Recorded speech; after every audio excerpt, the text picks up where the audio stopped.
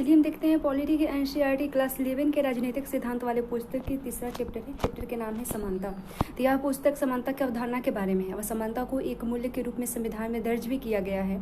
और यहाँ समानता की अवधारणा पर रोशनी डालते हुए निम्नलिखित सवालों को पड़ताल करने की कोशिश की गई है, जैसे समानता क्या है और हमें इस नैतिक व राजनीतिक आदर्श के बारे में क्यों सोचनी चाहिए। उसके बाद क्या समानता का मतलब व्यक्ति से हर स्थिति में एक समान बर्ताव करना है। उसके बाद हम समानता की ओर कैसे बढ़ सकते हैं और जीवन के विभिन्न क्षेत्रों में असमानता को न्यूनतम कैसे कर सकते हैं। उसके बाद हम समानता के राजनीतिक, आर्थिक और सामाजिक आयामों को अलग अलग कैसे समझ सकते हैं। इस सवाल को समझने और सुलझाने के क्रम में हमारा सामना समाजवाद, मार्क्सवाद, उदारवाद और नारीवाद जैसे अपने समय के कुछ खास विचारधाराओं से होगा। और इस अध्याय में हम समानताओं की स्थिति के बारे में कुछ आंकड़े और चित्र देखेंगे और ये केवल इसलिए दिए गए हैं कि हम असमानता की प्रकृति को समझ बूझ सकें और इस आंकड़े के चित्र को याद करने की जरूरत नहीं है।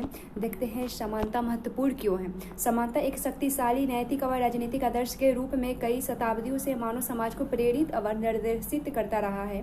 समानता के बाद सभी संस्थाओं और धर्मों में समाविष्ट है और हर धर्म ईश्वर की रचना के रूप में प्रत्येक मनुष्य के समान महत्व को घोषणा करता है।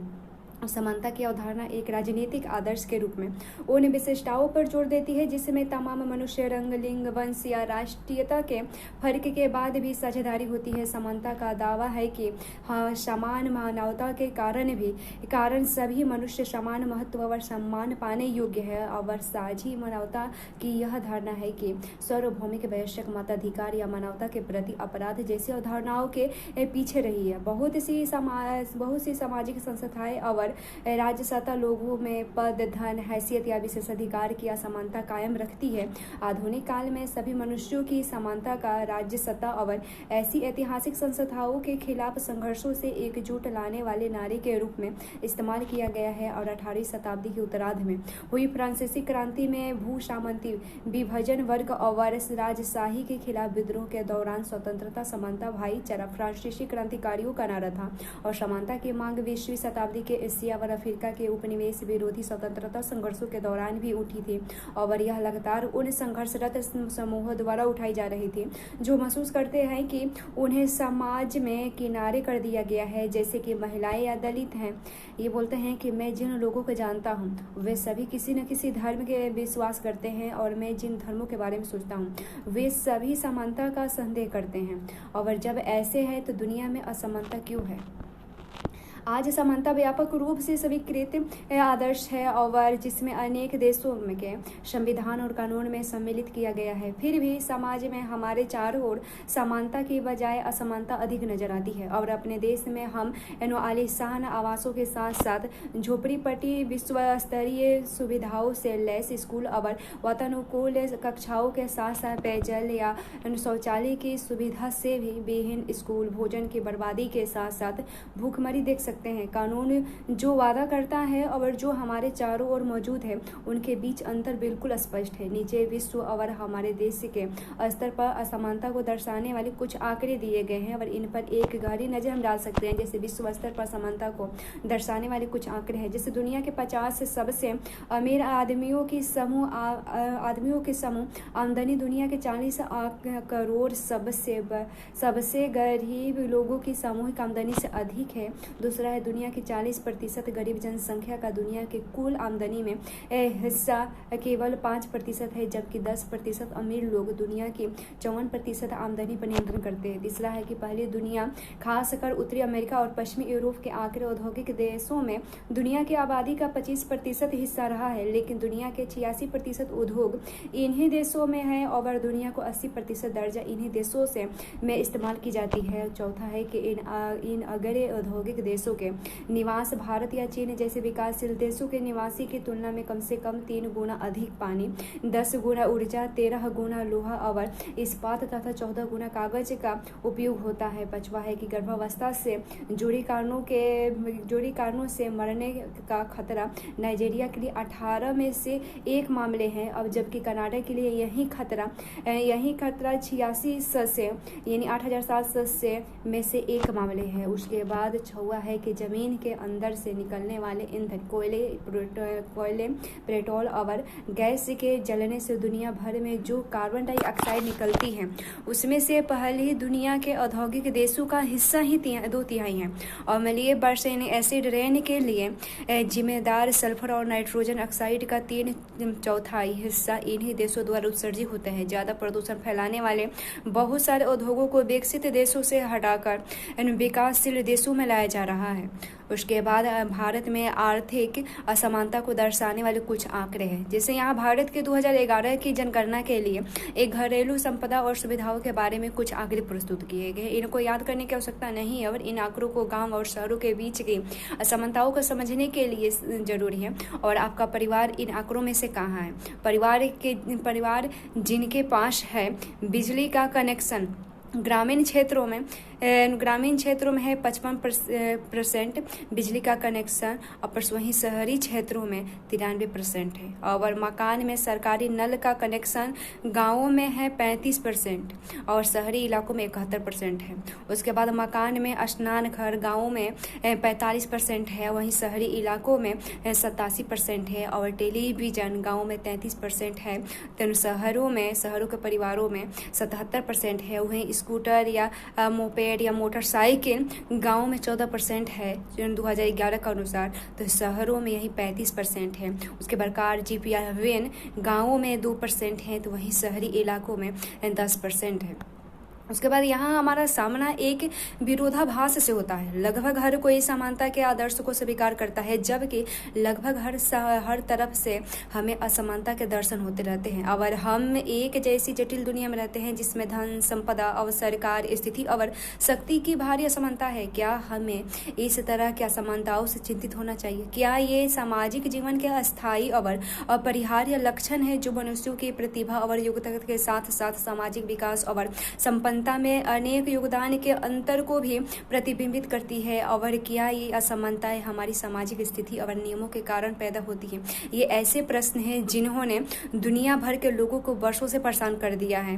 ये कहती है कि हमारे चारों ओर बहुत सी असमानताएं ऐसी है जिन पर कोई आपत्ति नहीं करता, और ऐसे में देश और दुनिया की असमानताओं पर बात करना बकवास है। जरा इस पर भी ध्यान दो कि कैसे मेरे माता पिता मेरे भाई की तरफदारी करते हैं। यहाँ भी तो असमानता होता है। और इस तरह के सवालों ने समानता को सामाजिक और राजनीतिक सिद्धांतों का केंद्रीय विषय बना दिया है। राजनीतिक सिद्धांत के छात्र को सवालों की एक लंबी श्रृंखला का सामना करना पड़ता है। इसी तरह का एक सवाल है कि समानता का क्या निहितार्थ है, और जबकि हम बहुत से मायने में बड़े स्पष्ट रूप से अलग हैं। और यह बात कहने का आशय क्या है कि हम समान हैं। हम समानता के आदर्श के माध्यम से क्या पाना चाहते हैं? क्या हम आय और रुतबे के सभी अंतरों को मिटाने का प्रयास कर रहे हैं? दूसरे शब्दों में, हम किस तरह के और किसके लिए समानता पाना चाहते हैं? समानता की अवधारणा के बारे में कुछ और प्रश्न भी उठाए गए हैं और यहाँ हम उन पर भी विचार करेंगे। समानता को बढ़ावा देने के लिए क्या हमें सभी लोगों से हमेशा बिल्कुल एक तरह का व्यवहार करना चाहिए? यहाँ समानता क्या है? चित्र एक दिया गया है। अश्वेत लोगों की बैठने की जगह पिछवाड़े में, परिवेश से नहीं, कुत्ते, ग्रीको मैक्सिको वासी। उसके बाद फिर पीने का पानी में श्वेत का अलग, अश्वेत का अलग। फिर विश्राम गृह में केवल श्वेत लोगों के लिए। ये चित्र मनुष्यों के बीच नस्ल और रंग के आधार पर भेदभाव की ओर संकेत करते हैं। ये हम में से अधिकांश को अस्वीकार है। वास्तव में इस तरह के भेदभाव समानता के हमारे आत्मबोध का उल्लंघन करता है। समानता का हमारा आत्मबोध कहता है कि साझी मानवता के कारण सभी मनुष्य बराबर सम्मान और परवाह के हकदार हैं। उसके बाद हालांकि लोगों से बराबर सम्मान का व्यवहार करने का मतलब जरूरी नहीं है कि हमेशा एक जैसा व्यवहार करना भी हो। कोई भी समाज अपने सभी सदस्यों के साथ सभी स्थितियों में पूर्णतः एक समान बर्ताव नहीं करता और समाज के सतह कार्य व्यापार के लिए कार्य का विभाजन जरूरी है। अलग अलग काम और अलग अलग लोगों को महत्व और लाभ भी लगभग अलग अलग मिलता है। अब कई बार इस बर्ताव में यह अंतर न केवल स्वीकार्य हो जा सकती है बल्कि जरूरी भी लग सकता है। उदाहरण के लिए प्रधानमंत्री या सेना के जनरल को विशेष सरकारी दर्जा या सम्मान देना हमें तब तक समानता की धारणा के विपरीत नहीं लगता जब तक कि उसका दुरुपयोग ना हो, लेकिन कुछ अलग किस्म की असमानताएं अन्यायपूर्ण लग सकती है। और यह सवाल उठता है कि कौन सी विशिष्टताएं और विभेद स्वीकार किए जाने लायक है और कौन से नहीं। कई बार लोगों से अलग तरह का बर्ताव इसलिए किया जाता है कि उनका जन्म किसी खास नस्ल, धर्म, जाति या लिंग में हुआ है और हम असमानता के इन आधारों को अस्वीकार करते हैं। लेकिन लोगों को आकांक्षाएं और लक्ष्य अलग अलग हो सकते हैं और हो सकता है कि सभी को समान सफलता न मिले। अगर वे अपने अंदर छुपी संभावनाओं को विकसित करने में सक्षम है तो ऐसा महसूस नहीं होगा कि समानता खतरे में है। कुछ लोग अच्छे संगीतकार हो सकते हैं जबकि कुछ लोग नहीं। कुछ प्रसिद्ध वैज्ञानिक बन सकते हैं जबकि कुछ और अपने कड़े परिश्रम या चेतना के लिए विख्यात हो सकते हैं। समानता के आदर्श से जुड़े होने का यह मतलब नहीं कि सभी तरह के अंतरों का उन्मूलन हो जाए। इसका मतलब केवल यह है कि हमसे जो व्यवहार किया जा रहा है और हमें जो भी अवसर प्राप्त होते हैं वे जन्म या सामाजिक परिस्थितियों से निर्धारित नहीं होनी चाहिए। अवसरों की समानता के बारे में देखें। समानता की अवधारणा में यह निहित है कि सभी मनुष्य अपनी दक्षता और प्रतिभा को विकसित करने के लिए तथा अपने लक्ष्यों और आकांक्षाओं को पूरा करने के लिए समान अधिकार और अवसरों के हकदार हैं। इसका आशय यह है कि समाज में लोग अपनी पसंद और प्राथमिकता के मामले में अलग हो सकते हैं। उनकी प्रतिभा और योग्यताओं में भी अंतर हो सकता है और हो सकता है कि इस कारण से कुछ लोग अपने चुने हुए क्षेत्रों में बाकी लोगों से ज्यादा सफल हो जाएं, लेकिन केवल इसलिए कि वो कोई क्रिकेट में पहले पायदान पर पहुंच गया है या कोई बहुत सफल वकील बन गया है या समाज को समान नहीं मान सकता। और दूसरे शब्दों में सामाजिक दर्जा, संपत्ति या विशेषाधिकार में समानता का अभाव होना महत्वपूर्ण नहीं है, लेकिन शिक्षा, स्वास्थ्य और सुरक्षित आवास जैसी बुनियादी चीजों की उपलब्धता में असमानता से कोई समाज असमान और अन्यायपूर्ण बनता है। और प्राकृतिक और सामाजिक असमानताएं क्या है देखें तो राजनीतिक सिद्धांत में प्राकृतिक असमानताओं और समाज जनित असमानताओं में अंतर किया जाता है। प्राकृतिक असमानताएं लोगों में उनकी विभिन्न क्षमताओं, प्रतिभा और उनके अलग अलग चयन के कारण पैदा होती है। समाज जनित असमानताएं वे होती है जो समाज में अवसरों की असमानता होना या किसी समूह या दूसरे के द्वारा शोषण किए जाने में पैदा होती है। प्राकृतिक असमानताएं लोगों की जनगत विशिष्टताओं और योग्यताओं का परिणाम मानी जाती है। यह आमतौर पर मान लिया जाता है कि प्राकृतिक विभिन्नताओं को बदला नहीं जा सकता। दूसरी ओर वे सामाजिक असमानताएं हैं जिन्हें समाज ने पैदा किया है। उदाहरण स्वरूप कुछ समाज बौद्धिक काम करने वालों को शारीरिक कार्य करने वालों से अधिक महत्व देते हैं और उन्हें अलग तरीके से लाभ देते हैं। वे विभिन्न वंश, रंग या जाति के लोगों के साथ भिन्न व्यवहार करते हैं। इस तरह के भेदभाव में समाज के मूल्य प्रतिबिंबित होने और इनमें से कुछ हमें निश्चित रूप से अनुचित लग सकते हैं। और उसके बाद प्रकृति और समाज मूलक असमानताओं में फर्क करना इसलिए भी उपयोगी होता है कि इससे स्वीकार किया जा सके या लायक या अन्यायपूर्ण असमानताओं को अलग अलग करने में मदद मिलती है। लेकिन दो तरह की असमानताओं में फर्क हमेशा साफ और अपने आप स्पष्ट नहीं होती। उदाहरण के लिए जब लोगों के बर्ताव में कुछ असमानताएं लंबे काल तक विद्यमान रहती है तो वे हमें मनुष्य की प्राकृतिक विशेषताओं पर आधारित लगने लगती है। ऐसा लगने लगता है कि जैसे कि वे जन्मगत हो और आसानी से बदल नहीं सकती। उदाहरण के लिए औरतें अनादिकाल से अबला कही जाती है और उन्हें भीरू एवं पुरुषों से कम बुद्धिमान माना जाता था जिन्हें विशेष संरक्षण की जरूरत थी। और इसलिए यह मान लिया गया था कि औरतों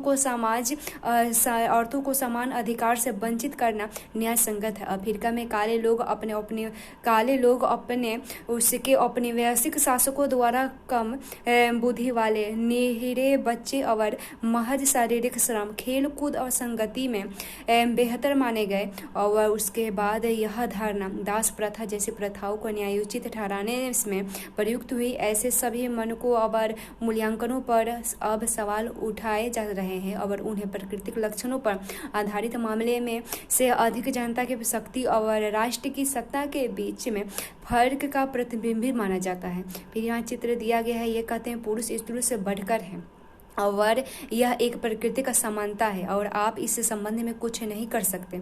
ये कहती है लड़की कि मेरे हर विषय में तुमसे ज़्यादा अंक आते हैं, मैं घर के काम में माँ का हाथ भी बढ़ाती हूँ, अब तुम मुझसे बढ़कर कैसे हो गए। उसके बाद प्राकृतिक विशेषताएं की अवधारणा से एक और समस्या उत्पन्न होती है। वह यह है कि प्राकृतिक मानी गई कुछ विभिन्नताएं अब अपरिवर्तनीय नहीं रही। उदाहरण स्वरूप चिकित्सा विज्ञान और तकनीकी प्रगति में विकलांग व्यक्ति का समाज में प्रभावी ढंग से काम करना संभव बना दिया है और आप कंप्यूटर नेत्रहीन व्यक्ति की मदद कर सकते हैं और पहियादार कुर्सी और कृत्रिम पांव शारीरिक अक्षमता के निराकरण में सहायक हो सकते हैं। यहाँ तक कि एक कॉस्मेटिक सर्जरी से किसी व्यक्ति की शक्ल सूरत भी बदली जा सकती है। प्रसिद्ध भौतिकविद स्टीफन हॉकिंस शायद ही चल या बोल सकते हैं, पर उन्होंने विज्ञान में बड़ा योगदान दिया और आज अगर विकलांग लोगों को उनकी विकलांगता से उभरने के लिए जरूरी मदद और उनके कामों के लिए उचित पारिश्रमिक देने से इनका आधार पर इनकार कर दिया जाए कि प्राकृतिक रूप से वे कम सक्षम है, तो यह अधिकार लोगों को अन्यायपूर्ण लगेगा और इस सब जटिलताओं के कारण प्राकृतिक और सामाजिक असमानताओं के बीच के फर्क को किसी समाज के कानून और नीति का निर्धारण करने में मानदंड के तौर पर उपयोग करना कठिन होता है। और इसी कारण से बहुत से सिद्धांतकार अपने चयन में से पैदा हुई असमानताओं और व्यक्ति के विशेष परिवार या परिस्थितियों में जन्म लेने से पैदा हुई असमानताओं में फर्क करते हैं। यह दूसरी तरफ की असमानताएं ही समानता के पक्षधर लोगों के सरोकार का स्रोत है। वे चाहते हैं कि परिवेश में जन्मी असमानता को न्यूनतम और समाप्त किया जाए। उसके बाद समानता के 3 आयाम के बारे में देखें। हमने इस सवाल पर विचार किया कि किस प्रकार के सामाजिक अंतर स्वीकार किए जा सकते हैं और इस पर विचार करने के बाद हमें यह सोचने की ज़रूरत है कि समानता के वे कौन कौन से आयाम हैं जिन्हें हम पाना चाहते हैं। समाज में व्याप्त अलग अलग तरह की असमानताओं को पहचानते समय विभिन्न विचारकों और विविधताओं ने समता के राजनीतिक, सामाजिक और आर्थिक 3 आयामों को रेखांकित किया है। समानता के इन तीनों आयामों को लक्ष्य करते हुए ही एक अधिक न्यायपूर्ण और मूलक समाज की ओर बढ़ा जा सकता है। उसके बाद राजनीतिक समानता के बारे में देखें तो लोकतांत्रिक समाजों में आमतौर पर सभी सदस्यों को समान नागरिकता प्रदान करना राजनीतिक समानता में शामिल है। और आप नागरिकता के अध्याय में पढ़ेंगे कि समान नागरिकता अपने साथ कुछ मूल अधिकार मसलन मतदान का अधिकार और कहीं भी आने जाने, संगठन बनाने और अभिव्यक्ति की स्वतंत्रता और धार्मिक विश्वास की आज़ादी दिलाती है। और ये ऐसे अधिकार हैं जो नागरिकों को अपना विकास करने और राज्य के कामकाज में हिस्सा लेने में सक्षम बनाने के लिए आवश्यक माने जाते हैं, लेकिन ये केवल औपचारिक अधिकार हैं जिन्हें औपचारिक संविधान और कानून द्वारा सुनिश्चित किया गया है। हम जानते हैं कि सभी नागरिकों को समान अधिकार देने वाले देशों में भी काफ़ी असमानता बरकरार है और ऐसी असमानता अमूमन सामाजिक और आर्थिक क्षेत्र में नागरिकों को उपलब्ध संसाधनों और अवसरों की विभिन्नता का परिणाम होती है। इसलिए अक्सर समान अवसर या मुकाबले के लिए एक समान स्थितियों की मांग उठती है। और हमें याद रखना चाहिए कि राजनीतिक समानता न्यायपूर्ण और समतावादी समाज के गठन के लिए निश्चित रूप से महत्वपूर्ण घटक है, लेकिन वह अपने आप में पर्याप्त नहीं होती है। उसके बाद सामाजिक समानता के बारे में देखें। राजनीतिक समानता या समान कानूनी अधिकार देने इस लक्ष्य को प्राप्त करने की दिशा में पहला कदम था, पर इसके साथ अवसरों की समानता देना भी महत्वपूर्ण था। राजनीतिक समानता की जरूरत उन बाधाओं को दूर करने में है जिन्हें दूर किए बिना लोगों का सरकार में अपनी बात रखने और उपलब्ध संसाधनों तक पहुंच संभव नहीं होगा। समानता के उद्देश्य की आवश्यकता यह भी है कि विभिन्न समूह और समुदाय के लोगों के पास इन साधनों और अवसरों को पाने का बराबर और उचित मौका हो और इसके लिए यह जरूरी है कि सामाजिक और आर्थिक असमानताओं के प्रभावों को न्यूनतम किया जाए। समाज में सभी सदस्यों के जीवन यापन के लिए अन्य चीज़ों के अतिरिक्त पर्याप्त स्वास्थ्य सुविधा, अच्छी शिक्षा पाने का अवसर, उचित पोषक आहार और न्यूनतम वेतन जैसे कुछ न्यूनतम चीज़ों की गारंटी भी जरूरी माना गया है। और इन सुविधाओं के अभाव में समाज के सभी सदस्य के लिए समान शर्तों पर स्पर्धा करना संभव नहीं होगा। जिन समाज में अवसरों की समानता विद्यमान न हो हो, वहाँ के अंतर्निहित प्रतिभा का विशाल खजाना बर्बाद हो जाएगा। भारत में समान अवसरों के मद्देनजर एक विशेष समस्या सुविधाओं की कमी की वजह से नहीं, बल्कि कुछ सामाजिक रीति रिवाजों से सामने आती है। देश के विभिन्न हिस्सों और औरतों को उत्तराधिकारी का अधिकार नहीं मिलता, उत्तराधिकार का समान अधिकार नहीं मिलता, और कुछ के गतिविधियों में उनके शामिल होने पर पाबंदी होती है और उन्हें उच्च शिक्षा प्राप्त करने से भी हतोत्साहित किया जाता है। और ऐसे मामले में राज्य की महत्वपूर्ण भूमिका होती है। औरतों को समान कानून अधिकार प्रदान करना, सार्वजनिक स्थलों या रोजगार में भेदभाव और परेशानी से बचाने वाली नीतियां बनाना और शिक्षण या कुछ अन्य पेशों में प्रवेश के लिए प्रोत्साहन देने जैसे उपाय करके राज्य यह भूमिका निभाता है। और लोगों में जागरूकता बढ़ाने और इन अधिकारों का प्रयोग करने वालों को समर्थन देकर राज्य अपनी भूमिका निभा सकता है। आर्थिक समानता देखें तो आर्थिक असमानता ऐसे समाज में विद्यमान होती है जिनमें व्यक्ति और वर्गों के बीच धन, दौलत या आमदनी में खासी भिन्नता हो। और आर्थिक असमानता की डिग्री नापने का एक तरीका यह तो है कि समानता पर संपन्नतम और निर्धनतम समूहों के बीच एक अनुपातिक अंतर नापा जाए, और एक अन्य तरीका गरीबी रेखा से नीचे रहने वाले लोगों की संख्या का आकलन करना। यह सही है कि समाज में धन, दौलत या आमदनी की पूरी समानता संभव कभी विद्यमान नहीं रही। आज अधिकतर लोकतंत्र लोगों को समान अवसर उपलब्ध कराने के प्रयास करते हैं। यह माना जाता है कि समान अवसर कम से कम उन्हें अपनी इन हालत को सुधारने का मौका देते हैं और जिनके पास प्रतिभा व संकल्प है। और समान अवसरों के साथ भी असमानता बनी रह सकती है, लेकिन इसमें यह संभावना छुपी है कि आवश्यक प्रयासों द्वारा कोई भी समाज में अपनी स्थिति बेहतर कर सकता है।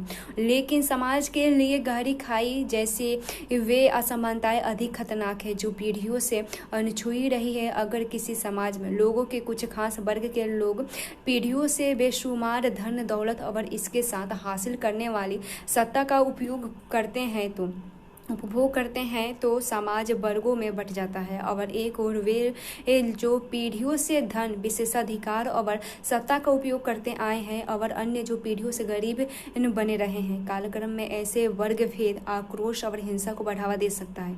अमीर वर्गों की शक्ति के कारण ऐसे समाज को अधिक खुला और समतावादी बनने के लिए सुधारना ज़्यादा कठिन साबित हो सकता है।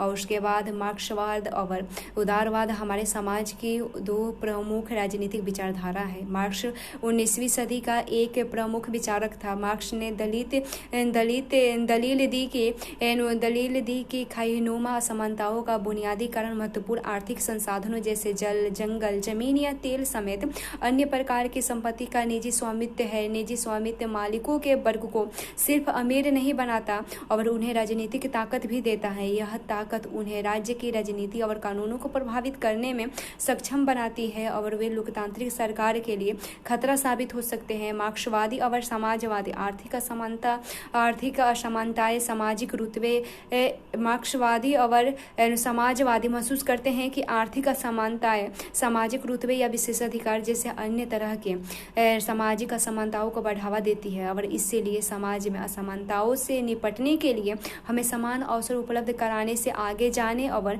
आवश्यक संसाधनों और अन्य तरह की संपत्ति पर जनता का नियंत्रण कायम करने और सुनिश्चित करने की जरूरत है। और ऐसे विचार विवादास्पद हो सकते हैं, लेकिन उन्होंने ऐसे महत्वपूर्ण मुद्दे उठाए जिनके समाधान करने की जरूरत है। और उदारवादी सिद्धांत में विरोधी दृष्टिकोण पाया जा सकता है। उदारवादी समाज में संसाधनों और लाभांश के वितरण के सर्वाधिक कारगर और उचित तरीके के रूप में प्रतिद्वंद्विता के सिद्धांत का समर्थन करते हुए मानते हैं कि सबके लिए जीवन यापन के न्यूनतम स्तर और समान अवसर प्रदान करने और सुनिश्चित करने के लिए राज्य को हस्तक्षेप करना है। लेकिन इससे समाज में खुद ब खुद समानता और न्याय स्थापित नहीं हो सकता। स्वतंत्र और निष्पक्ष परिस्थितियों में लोगों के बीच प्रतिस्पर्धा ही समाज में लाभांशों के वितरण का सबसे न्यायपूर्ण और कारगर उपाय होती है। उदारवादियों का मानना है कि जब तक प्रतिस्पर्धा स्वतंत्र और खुली होगी, असमानताओं की खाइयां नहीं बनेगी और लोगों को अपनी प्रतिभा और प्रयासों का लाभ मिलता रहेगा। उदारवादियों के लिए नौकरियों में नियुक्ति और शैक्षणिक संस्थाओं में प्रवेश के लिए चयन के उपाय के रूप में प्रतिस्पर्धा का सिद्धांत सर्वाधिक न्यायोचित और कारगर है। उदाहरण स्वरूप अपने देश में अनेक छात्र व्यावसायिक पाठ्यक्रमों में नामांकन की आशा करते हैं, जबकि प्रवेश के लिए अत्यधिक कड़ी प्रतिस्पर्धा है। समय समय पर सरकार और अदालतों ने शैक्षणिक संस्थानों और प्रवेश परीक्षाओं का नियमन कराने के लिए हस्तक्षेप किया है ताकि हर प्रत्याशी को स्पर्धा का उचित और समान अवसर मिले। फिर भी कुछ को प्रवेश नहीं मिलता, लेकिन इससे सीमित सीटों के बंटवारे का निष्पक्ष तरीके माना जाता है। ये देखें, शिक्षा में असमानता देखें। नीचे दी गई तालिका में विभिन्न समुदायों के और शैक्षणिक स्थिति से जुड़े कुछ आंकड़े दिए गए हैं और इन समुदायों को शैक्षणिक स्थिति में जो अंतर है क्या वे महत्वपूर्ण है? क्या इन अंतरों का होना केवल एक संयोग है या ये अंतर जाति व्यवस्था के असर की ओर संकेत करती है? और क्या यहाँ जाति व्यवस्था के अलावा और किन कारणों का प्रभाव दिखता है? शहरी भारत में उच्च शिक्षा में जातिगत समुदाय में असमानता। जातिगत समुदाय देखें, उसके बाद प्रति 1000 लोगों में स्नातकों की यानी बीए के ग्रेजुएशन की संख्या देखेंगे। अनुसूचित जाति में 47%, मुस्लिम में 61%, हिंदू यानी अन्य पिछड़े जाति में 86, अनुसूचित जाति में 109, उसके बाद ईसाई में 237, सिक्किम में 250, हिंदू उच्च जाति में 253 और अन्य धार्मिक समुदाय में 315। अखिल भारतीय औसत में 155 है। उसके बाद फिर ये हैं मुख्य संयुक्त राज्य अमेरिका के नस्ली असमानता को यहाँ दिया गया है। एक अधूरा स्वप्न ये कहते हैं संयुक्त राज्य अमेरिका में नस्ली असमानता के बारे में और भी खोज करें और हमारे देश में कौन कौन से समूह इसी प्रकार के असमानताओं के शिकार हैं, हम कर सकते हैं। उसके बाद अमेरिका में इस असमानता को कम से कम करने के लिए किस प्रकार की नीतियाँ अपनाई गई थी, इसके बारे में हम पता लगा सकते हैं। और क्या उनके अनुभवों से कुछ सीखा जा सकता है? क्या उन्होंने भी हमारे अनुभवों से कुछ सीखा होगा? उसके बाद ये है नारीवाद के बारे में कुछ देख लें। नारीवाद स्त्री पुरुष के समान अधिकारों का पक्ष लेने वाला राजनीतिक सिद्धांत। वे स्त्री या पुरुष नारीवाद कहलाते हैं और जो मानते हैं कि स्त्री पुरुष के बीच की अनेक असमानताएं न तो नैसर्गिक है और न ही आवश्यक। नारीवादियों का मानना है कि इन असमानताओं को बदला जा सकता है और स्त्री पुरुष एक समानतापूर्ण जीवन जी सकते हैं। नारीवाद के अनुसार स्त्री पुरुष असमानता पितृसत्ता का परिणाम है और पितृसत्ता से एक ऐसी सामाजिक, आर्थिक और सांस्कृतिक व्यवस्था से है जिसमें पुरुष को स्त्री से अधिक महत्व और शक्ति दी जाती है। पितृसत्ता इस सामान्यता पर आधारित है कि पुरुष और स्त्री प्रकृति से भिन्न है और यही भिन्नता समाज में उनकी असमान स्थिति को न्यायोचित ठहराती है। नारीवाद इस नजरिए पर सवालिया निशान लगाते हैं और इसके लिए वे स्त्री पुरुष के जैविक विभेद और स्त्री पुरुष के बीच सामाजिक भूमिकाओं के विभेद के बीच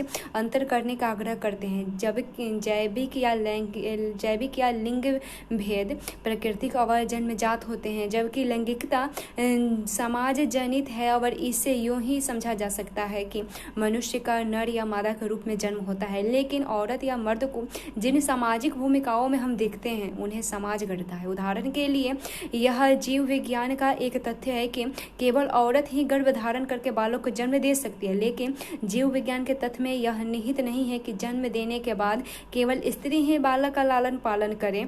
और नारीवादियों में हमें सिखाया गया है कि स्त्री पुरुष असमानता का अधिकांश प्रकृति ने नहीं समाज ने पैदा की है। पितृसत्ता ने श्रम का कुछ ऐसा विभाजन किया है जिसमें स्त्री निजी और घरेलू किस्म के कामों के लिए जिम्मेदार है, जबकि पुरुष की जिम्मेदारी सार्वजनिक और बाहरी दुनिया में है।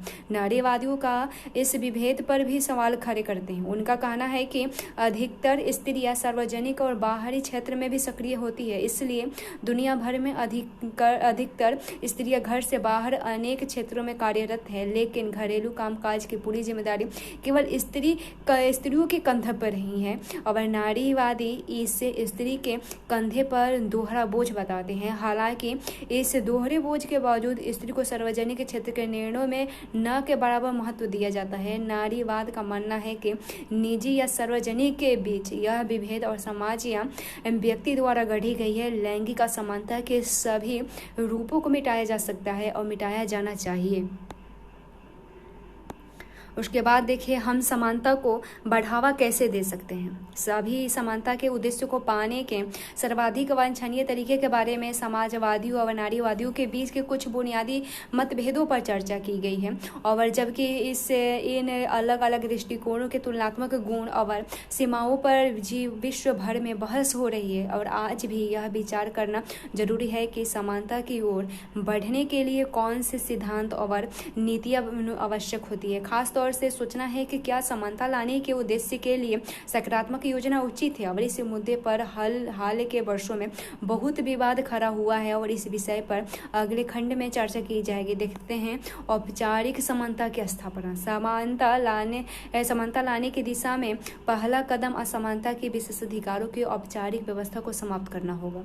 दुनिया भर में सामाजिक, आर्थिक और राजनीतिक असमानताओं को कुछ रीति रिवाज और कानूनी व्यवस्थाओं से संरक्षित रखा गया। इन रिवाजों या कानूनों द्वारा समाज के कुछ हिस्सों को तमाम किस्म के अवसरों और लाभों का आनंद उठाने से रोका जाता था।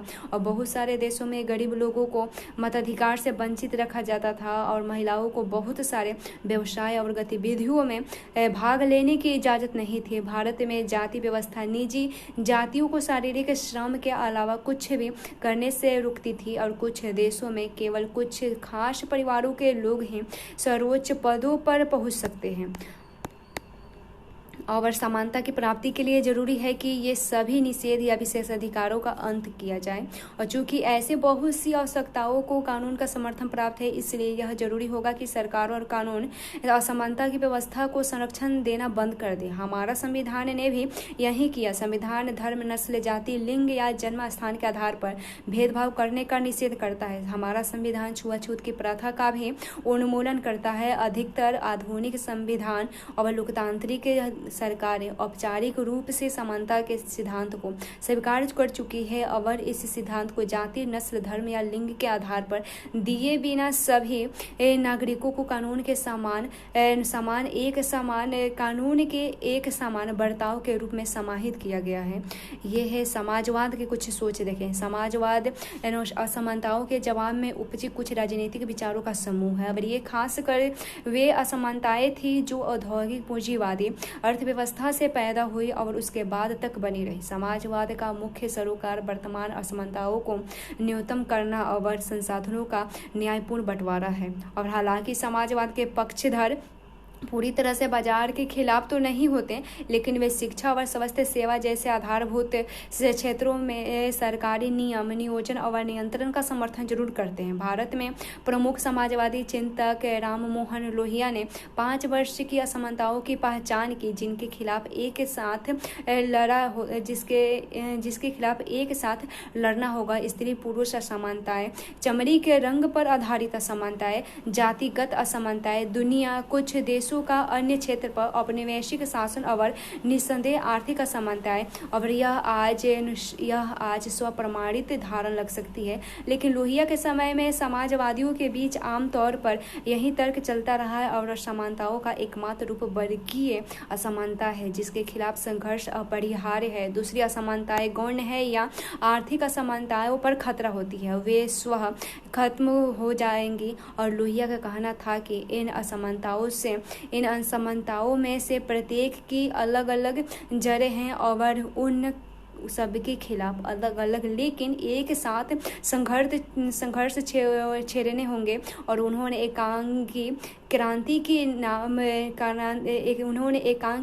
की बात नहीं कही और उनके लिए उक्त 5 असमानताओं के खिलाफ संघर्ष का अर्थ था 5 क्रांतियां। उन्होंने इन सूची में 2 और क्रांतियां को शामिल किया।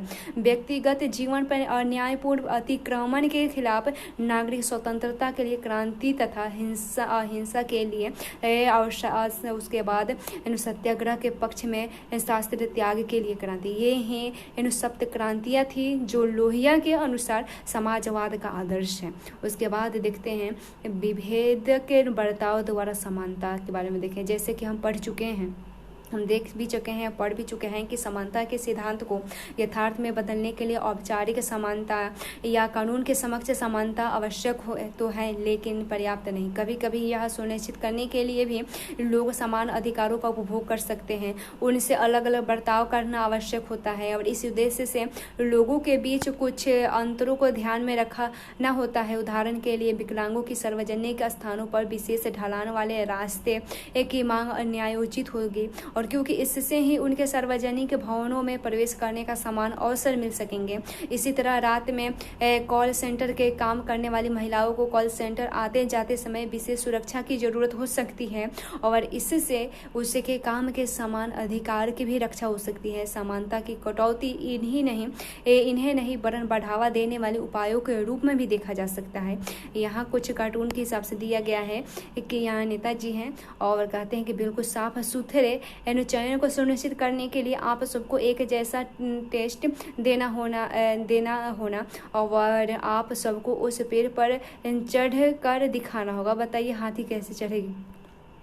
किस तरह के विभेद अवसरों तक समान पहुंच को बाधित करते हैं और इन बाधाओं को दूर करने के लिए किस तरह की नीतियां अपनाई जानी चाहिए।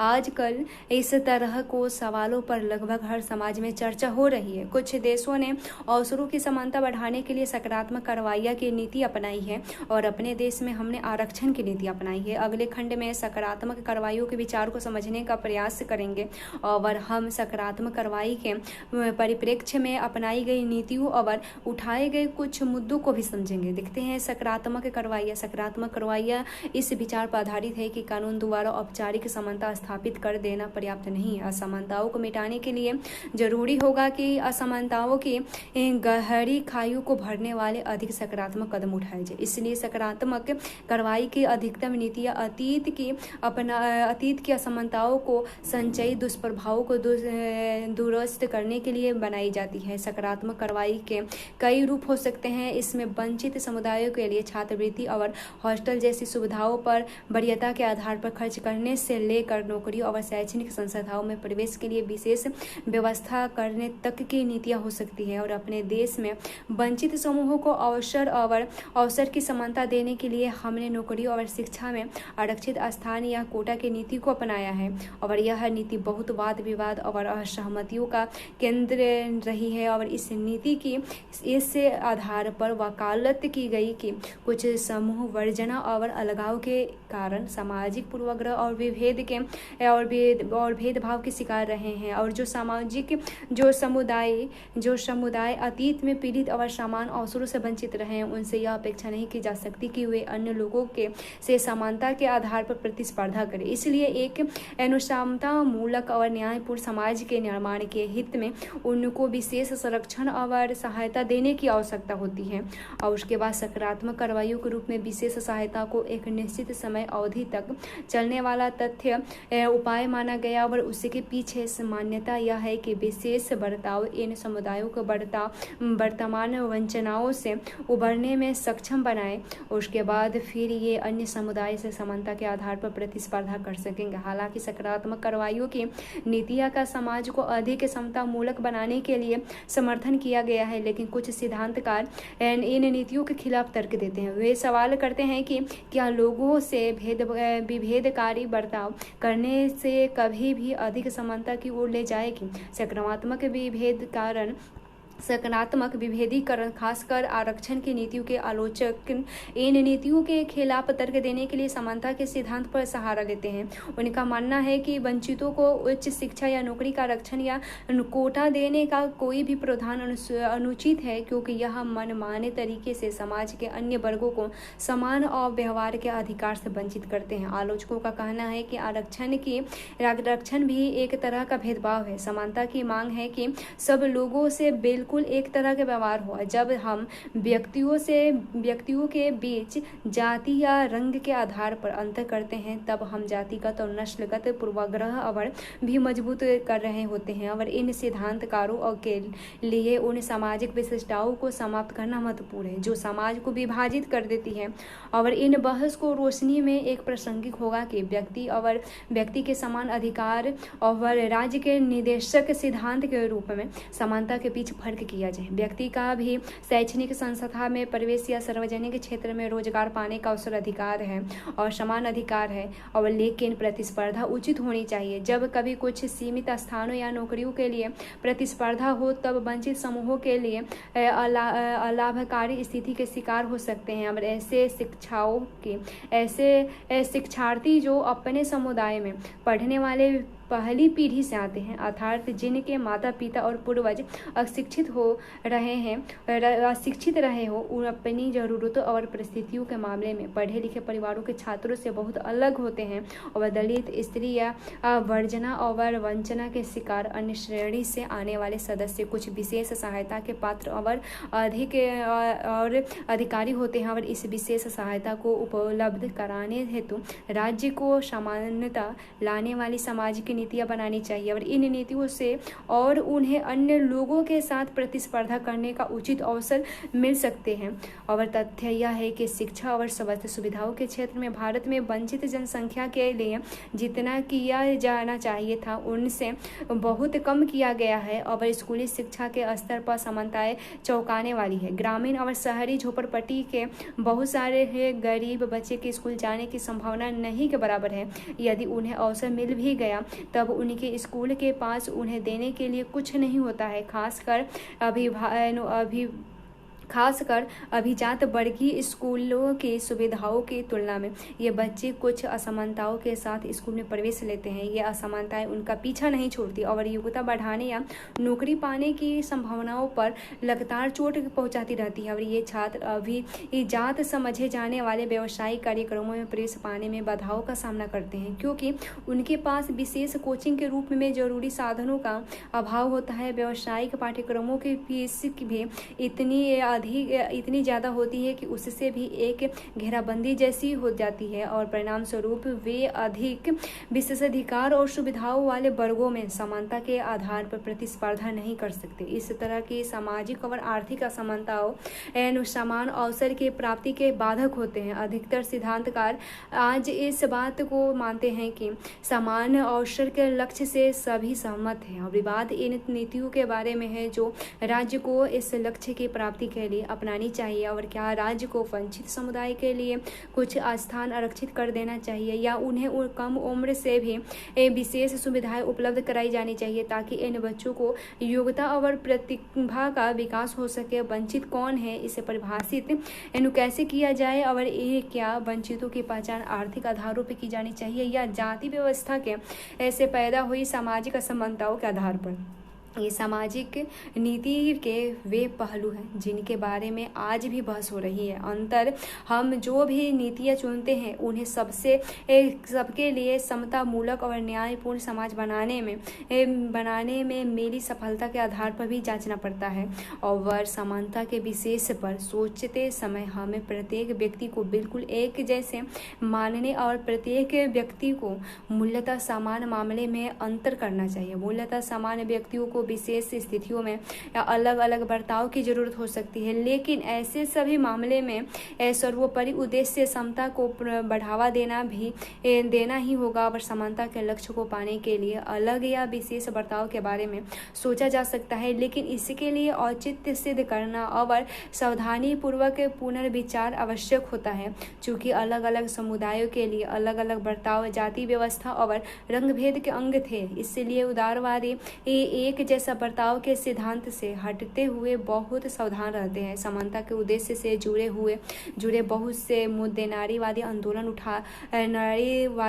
द्वारा उठाए गए। 19वीं सदी में स्त्रियों ने समान अधिकारों के लिए संघर्ष किया। उदाहरण के लिए उन्होंने मताधिकार, कॉलेज, यूनिवर्सिटी में डिग्री पाने का अधिकार और काम के लिए अधिकार, मताधिकार, कॉलेज, यूनिवर्सिटी समान कॉलेज डिग्री पाने का अधिकार और काम के लिए अधिकार की उसी प्रकार मांग की जैसे अधिकार पुरुषों को हासिल थे। हालांकि जैसे ही उन्होंने नौकरियों में प्रवेश किया, उन्हें महसूस हुआ कि स्त्रियों को इन अधिकारों को उपयोग में लाने के लिए विशेष सुविधाओं की आवश्यकता है।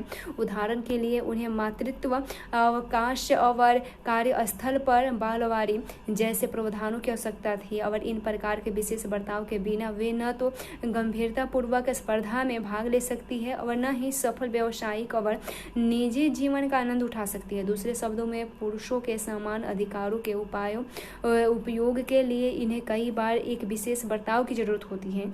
और जब हम समता के कुछ मुद्दे पर सोचते हैं और यह जांचते हैं कि एक खास स्थिति में विशेष बर्ताव जरूरी है या नीति नहीं, तो हमें लगता है लगातार स्वयं से ही पीछे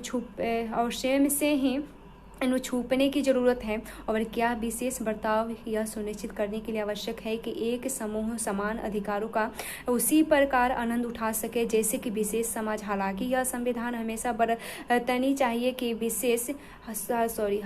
यह सावधानी हमेशा बरतनी चाहिए कि विशेष बर्ताव वर्चस्व या शोषण की नई संरचनाओं को जन्म दे, अथवा यह विशेष बर्ताव समाज में विशेष अधिकार और शक्ति को फिर से स्थापित करने वाला एक और प्रभावशाली उपकरण न बन जाए। और विशेष बर्ताव का उद्देश्य और औचित्य एक न्यायपरक और समता मूलक समाज को बढ़ावा देने के माध्यम से अलावा कुछ और नहीं है। ये चिंतन मंथन एक थोड़ा सा देख लेते हैं। नीचे दी गई स्थितियों पर विचार करें।